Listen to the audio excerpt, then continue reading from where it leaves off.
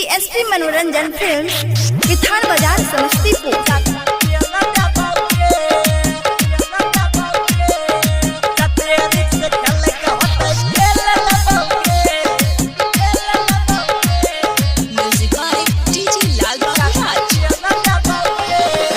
खेले कहते खेल लगोगे खेले कहते खेल लगोगे दुल्हा के मरबे में चाकू पेल देबोगे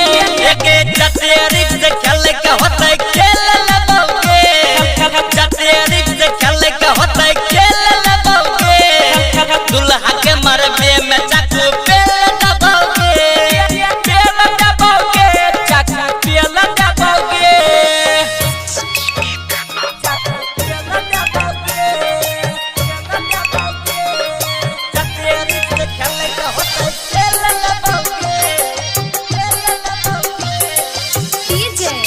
लाल बाबू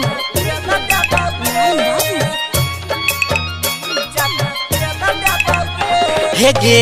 बेदी का धुइया लगबो न करत करब होई सबल लागे करब होई सबल लागे करब होई सबल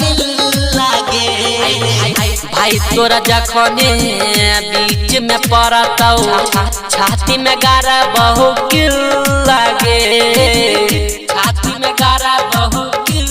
लागे छाती में गारा बहु किल लागे के सूप वाला लाबा सब बुझै लगबोगे के सूप वाला लाबा सब बुझै लगबोगे दुल्हा के मरबे में चाकू पेल देबोगे जतेरी से खेले के होते खेल लगबोगे जतेरी से खेले के होते खेल लगबोगे दुल्हा के मरबे में चाकू पेल देबोगे चाकू पेल देबोगे। पीएसपी मनोरंजन फिल्म किथान बाजार समस्तीपुर।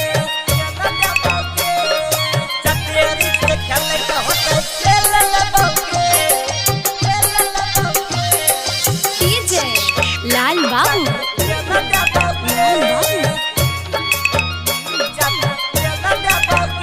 हे गे प्यारे और अर्जुन संजीता लाल के बुझले बड़ी का गवारी गे बुझले बड़ी का गवारी गे बुझले बड़ी का गवारी गे गे शादी से पहले सुन खेला करी कुआरे में कर बहुत गे कुआरे में कर बहुत गे कुआरे में कर बहुत गे राइटर रोशन संग भले जेल जबोगे राइटर रोशन संग भले जेल जबोगे दुल्हा के मरबे में चाकू पेल देबोगे जतेरी से खेले के होते खेल लगबोगे